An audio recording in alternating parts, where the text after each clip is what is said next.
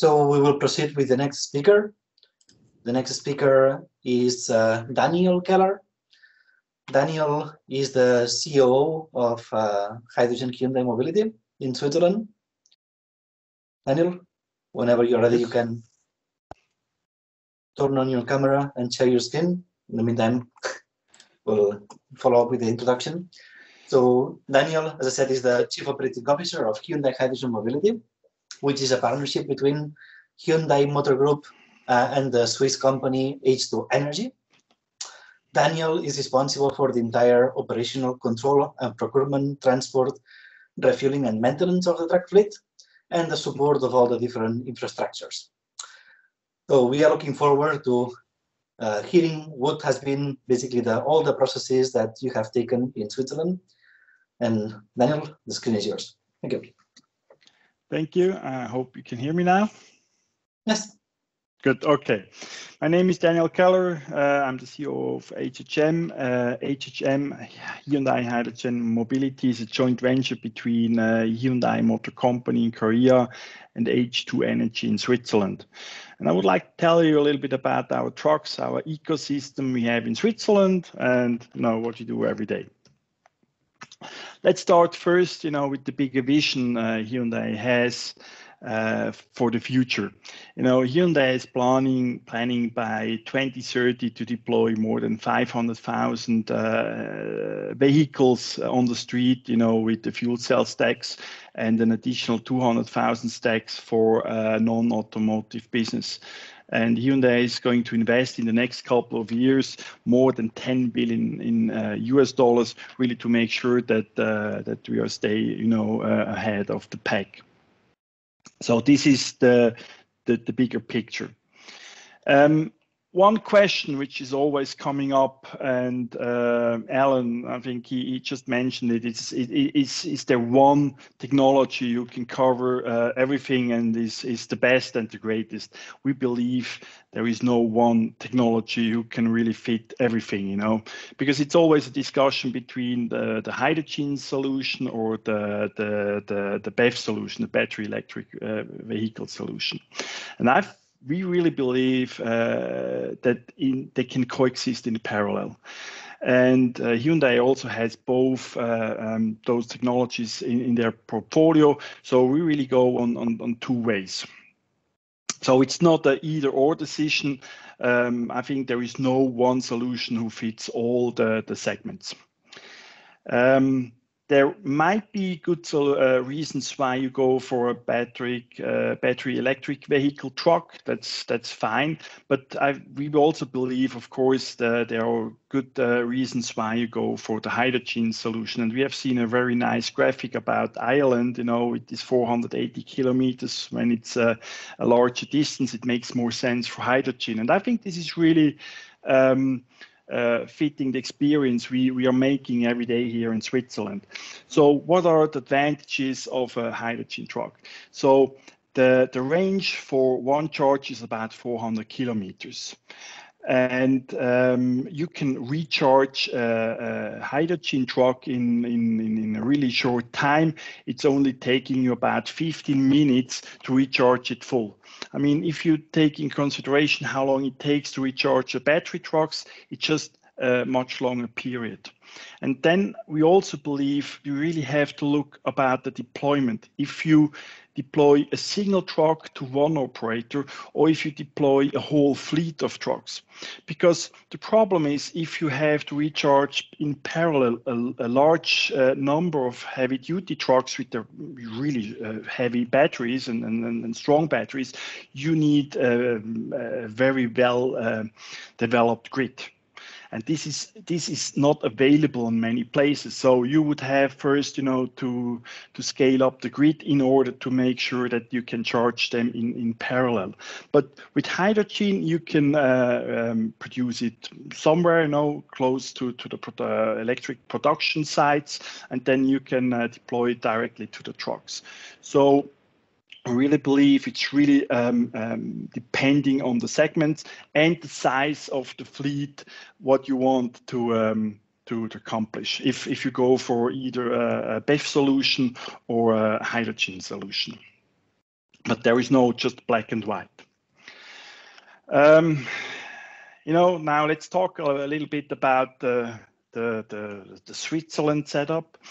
Here you see the first 10 trucks, mass-produced trucks going on the ship in Korea and then being shipped to Europe, and also the first public hydrogen refilling station built up in Switzerland. Then the trucks have been shipped to Antwerp and then have been transported on the road to Switzerland. Unfortunately, by a diesel truck, but we're working on finding better solutions to do this also emission-free. Then, what was really important for us, this is not a demo project. This is a project which is really showing that the system is working in a normal daily usage. So on the 7th of October, we handed over the first 10 trucks to the first 10 customers at the Public Transportation Museum in Switzerland. Because of COVID, we could only invite 150 people. But as you can see, there are really 10 different companies and they have 10 different ways how they use their trucks. So it's not just a pilot. So really, they have to stand every day and stay on the same level as the diesel brothers. That's really something which was really important, that from day one, they are in a normal daily usage and they don't have any special treatment. So today we have 45 vehicles in operation. And as of yesterday, we have reached 946,000 kilometers. The ones we charge to our clients. We have some more kilometers, of course, but coming to this later, we are having a pay-per-use model. So 946,000 kilometers are charged so far to our clients as of yesterday. So next week, we're going to reach the 1 million kilometer mark.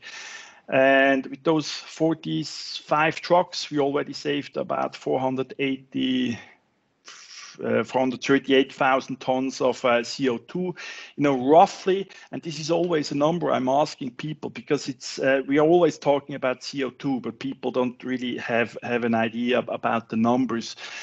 We are saving every day roughly about 10 tons of CO2 now with the 45 trucks on the street. And as we have seen, with the data from Ireland, it really, the sweet spot for a hydrogen truck is really when it comes to distance. That's really also something, it's just a fact. We have clients, they make regularly every day over 650 kilometers. And we also in a small country, so east to west, we are talking about 348 kilometers and 220 north to south. It's probably a little bit comparable to Ireland. So if you're over those 400 kilometers, it's really it's a great vehicle, and people love it, and especially the driver love it. I'm coming later to the details, and then I'm going to tell you a little bit more about this. But every day, 45 vehicles are on the street. Switzerland, small country. Yeah, I think it was a little bit overwhelming. It's even smaller than Ireland, as it looks like. I don't know if the scale is right here. So we have 45 trucks now. We are planning to have by 2023 1,000 trucks on the street and 1,600 by 2025. And in parallel, right now, we are talking to several countries in Europe, like Germany, the Netherlands, etc., to deploy more trucks on such markets. What is really important, to be able to build up an ecosystem and the network of service station HRSs, we have to focus on markets where we can deploy, let's say, 300 trucks in a certain amount of time. So because if we get a lot of requests for one truck, let's say to Spain or something, one truck, you can't really build up a network. It's just never paying off.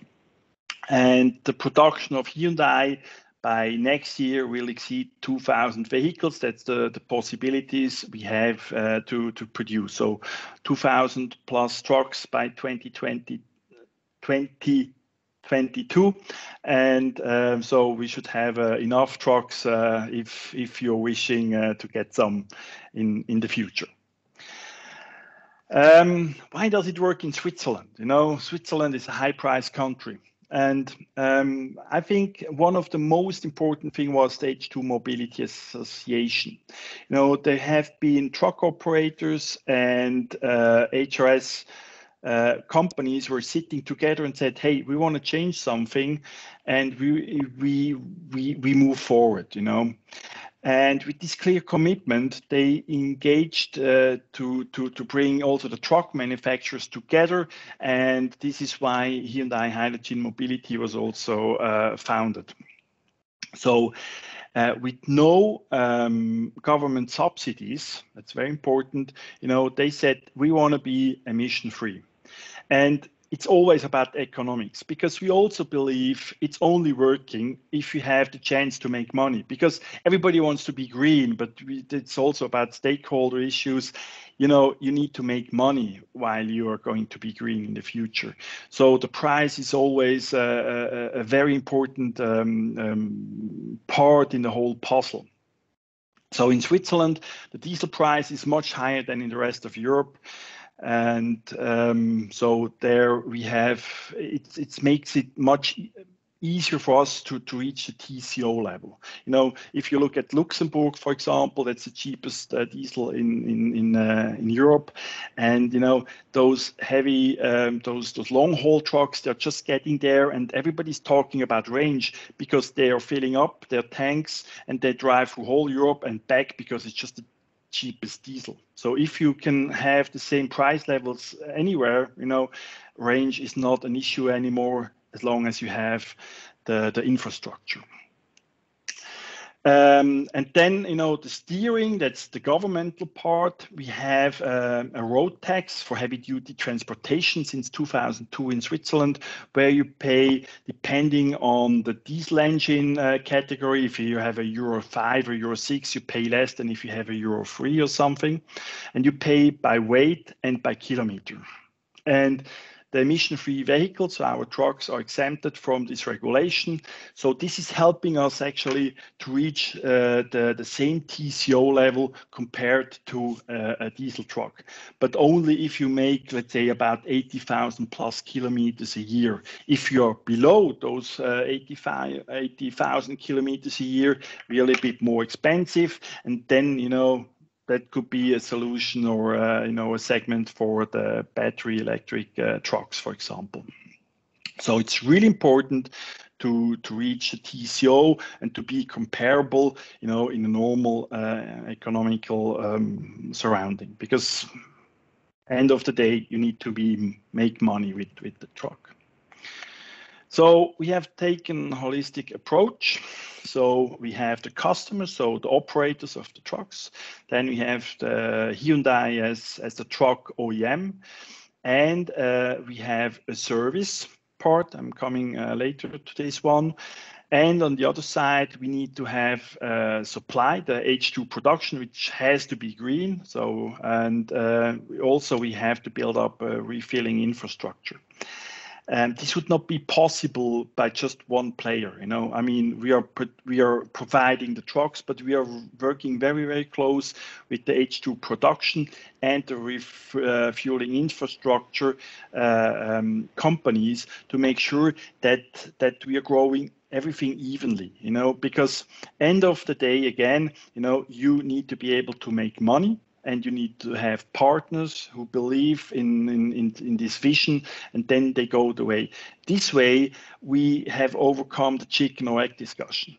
Because it's always first you have the, let's say, the infrastructure to produce hydrogen and a refueling infrastructure, but you don't have the trucks, or you have first the trucks and no infrastructure.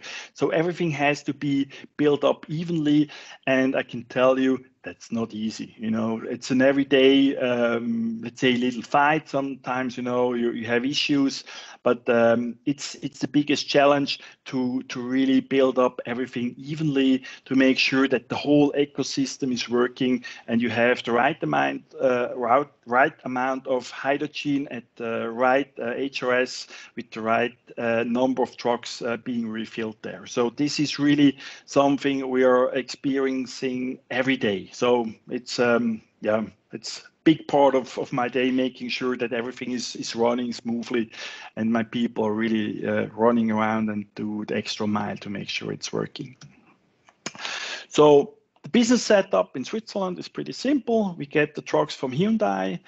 Hyundai Hydrogen Mobility is the distributor for whole Europe. So even Iceland would be in our area. And then we have a pay-per-use model. I'm coming later to this one. And we have a contract with Hydrospider to make sure we get green hydrogen and in the requested quality to be delivered to the HRS, to the refueling stations. And then our trucks have a card and go and get their hydrogen there. So it's really like a closed loop and a closed system, and to make sure that everybody in the system has a return on investment. Because end of the day, you have to take quite some money into your hands. I was talking about this Hydrospider thing. So the whole value chain, so the hydropower plant, wind farms, PV systems supply electricity. They're producing hydrogen, which is transported into the HRS and then being used by our trucks. Because when I say our trucks, they are owned by HM, all of them. And then end of the day, water is coming out, and people are always amazed. It's just water coming out, and they're really quiet. Now, pay-per-use model. You have heard it now several times, and you might ask yourself, why did they choose a pay-per-use model? So first, let's talk about what is included in the pay-per-use model. So a contract runs over 8 years. We need this time to depreciate the truck because the technology itself is still, if you just look at the truck side, it's more expensive than a diesel. It's just a matter of fact, and it's going to change over time. But as of right now, it's more expensive than a comparable diesel truck if you would just pay it and pay cash on the table. Then the fee per kilometer is calculated depending on the mileage they expect, plus the consumption. So everything is put into a price, and that's a fixed rate. He knows exactly what he has to pay per kilometer, and also can communicate this to clients.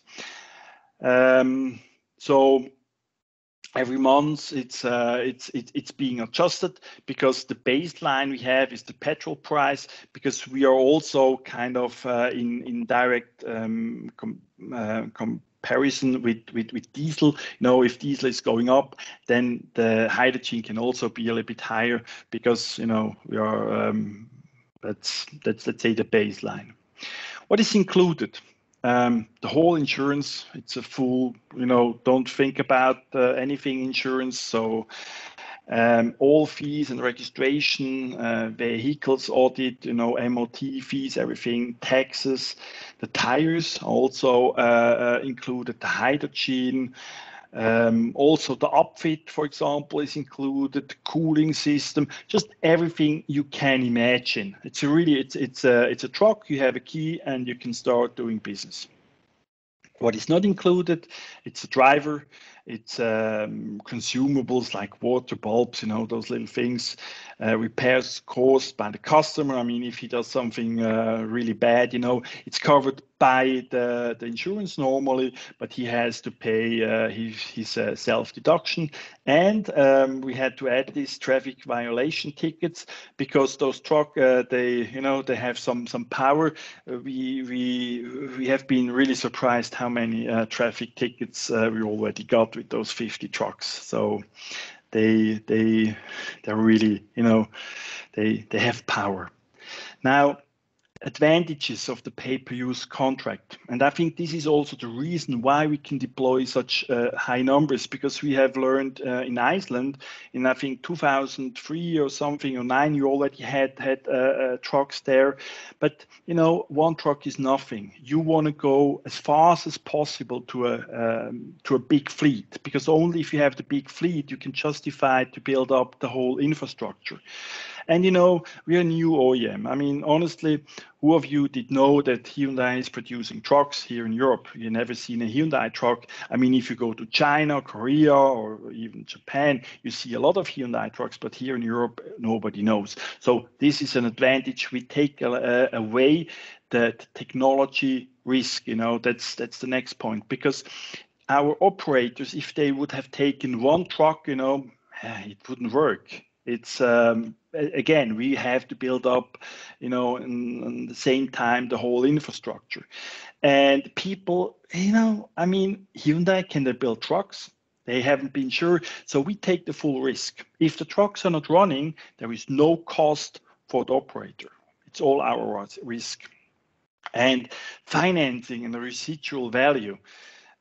If you ask me what is the residual value in 8 years for our trucks, I have absolutely no clue. Nobody can tell you, because we don't know about the hydrogen economy, how it's developing. Maybe there will be another technology coming, or many other countries will jump on the bandwagon. We just don't know now. And we are taking away this risk, for the operators. They know during the 8 years, they pay X amount and then it's done. They don't have to think about what's going to be with the trucks in the future. And we're also making sure this way, with this closed system with Hydrospider, that the quality and accessibility of H2 is always given. Because if there is not enough hydrogen, for example, the trucks are not running, it's our financial risk. So we are taking away a lot of risks from the operators to make sure we can deploy larger quantities into a market. By end of this year, we're going to get another 140 trucks here in Switzerland. Next year, over 300, and we already have orders for them. And this is only possible because we are taking away a lot of risk uncertainties for the operators, and this way we can deploy larger numbers, and that's how the ecosystem is starting to work. Ecosystem, I was talking about this. So we have two really important parts, and I think we heard it also from Iceland. The lesson learned is you need to have service. You need to have, for example, workshops who are capable to repair such trucks. And on the other side, you have to have hydrogen refilling stations. I just added the kilometer number, so it's 348 kilometers. That's the whole size of our country.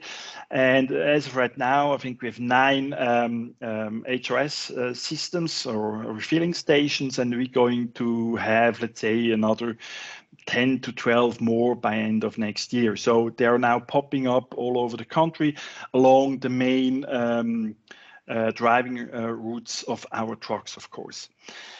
And that's one thing, that's the HRS system. But you also need to do service. And this is very important for us because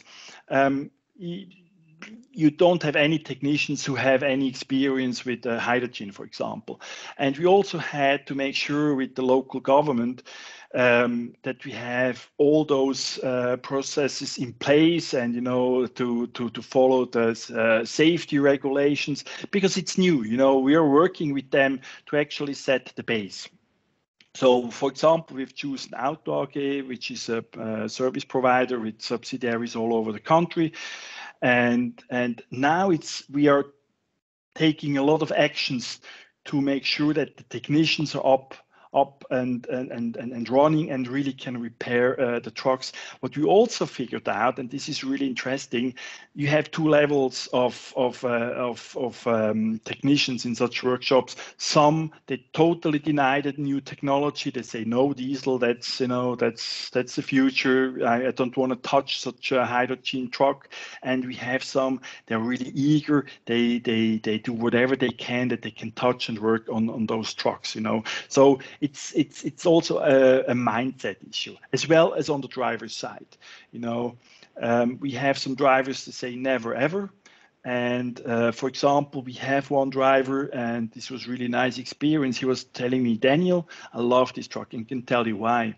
Because I'm sitting in there the whole day, and I can listen to music, and I don't have the vibrations and the noise of a diesel engine, and I have the pure music experience. I mean, it sounds like crazy now, but end of the day, those drivers are also a very important part in the whole idea of being, zero emission and using such new technologies. Because if they deny it, then it's taking much longer that you can deploy a larger number of trucks into a market. So drivers are really important, and the feedback we get from them is amazing. As I said, Hyundai is building tens of thousands of trucks, so it's nothing new. It's just new here in Europe. When we're coming a little bit to the technique, or the trucks we are using or having now, as of right now, we have the 4x2 fuel cell electric rigid truck, 36-ton cross combination vehicle, 19 the truck plus 18 tons for the trailer. And we are going to get end of the year. We already have the test truck here, a 6x2, which has a total weight of 42 tons, 27 plus 15 with the trailer. So as of right now, just the 4x2 on the street, and they're doing the job, as we have seen, close to 1 million kilometers by end of this week. And the tractor will be launched in 2024. And unfortunately, as of right now, only left-handed vehicles are available. But when I see the numbers about Ireland, maybe we have to change this. And because we would like to see a higher number of new vehicles instead of used vehicles. This was a very interesting graphic you just showed there. So coming to our truck, we have Type 4 tanks. We have 350 bar tanks on board. We have two fuel cell systems with each 95 kilowatts. And we have a 72 kilowatt battery on board. We need this because, as you know, we also have a lot of mountains in Switzerland, and we have to make sure that the trucks can actually pull the full weight for a certain amount of time at a certain degree of steepness, fully loaded into the mountain areas. That's why we need this extra battery. Then we reaching about 400 kilometers in average, like after 320, 350 kilometers, the trucks are going to be refilled because, people, you're also not driving to the very last drop or atom in this case to make sure that you reach the next HRS. We have mainly in usage now refrigerated box, but we're also going to have dry box, curtain sider, and more options, for the new coming trucks.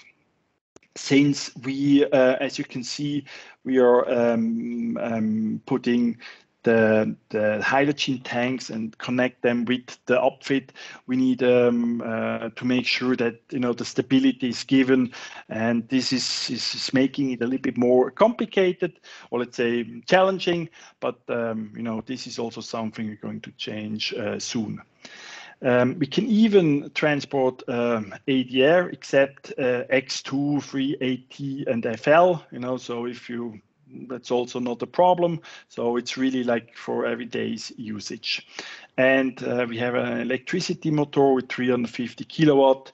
That's enough to reach even the highest village in Switzerland. Now, let's talk about the economical lever we have with the trucks to become a hydrogen society. And I think this is really something interesting because we heard a lot about the numbers.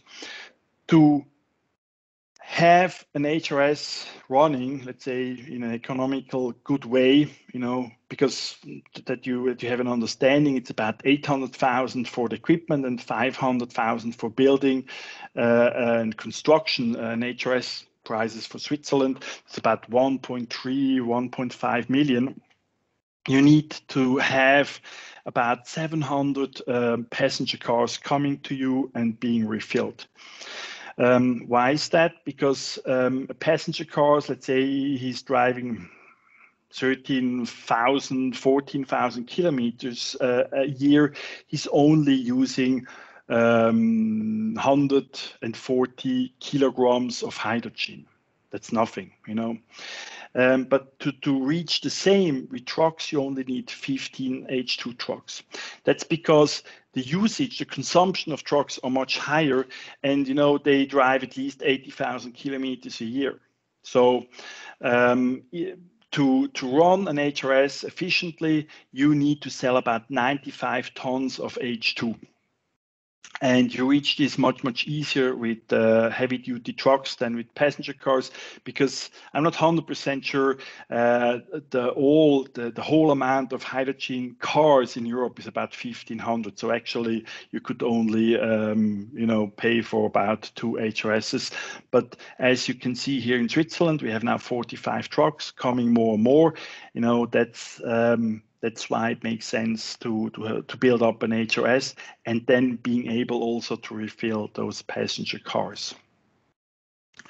Because that's, again, the wheel of change, let's say it this way. First, there are the trucks, because of them we are building the HRS infrastructure. Once this is in place, it's going to be more interesting also for normal consumers to buy a hydrogen car, and because this is also then creating new investments. And so end of the day, it's a win-win situation, because it's going to spin those wheels, because the demand is bigger, no new HRSs are built, and it's even better for the trucks and the passenger cars to be refilled, and this is the way you can build up really a hydrogen society. It's a self-propelling system end of the day. What are the important parts? It must become more attractive to drive a zero-emission vehicle compared to diesel trucks. We have seen this now several times. It's from the usability point of view. For example, night driving permit. It doesn't need to be always monetary things. It's if you have, let's say, a night driving permit, because in Switzerland after 10 o'clock you cannot drive with the truck anymore, for example, exceptions from entry restrictions and city bans. Of course, those zero-emission trucks really need to be able to deliver their goods whenever they want.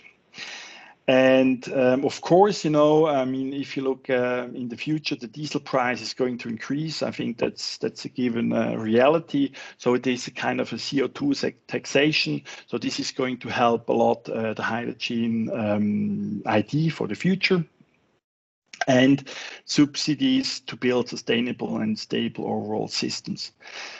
We believe, and this is really a statement because this is my last slide, we really believe that whenever you set up an ecosystem, an infrastructure, and if you get subsidies, you really have to make sure that you can survive and run this ecosystem also after the subsidies are cancelled, because it's a start, but the system has to run itself, because if it's not running itself, it doesn't make economical sense. It's not going to survive.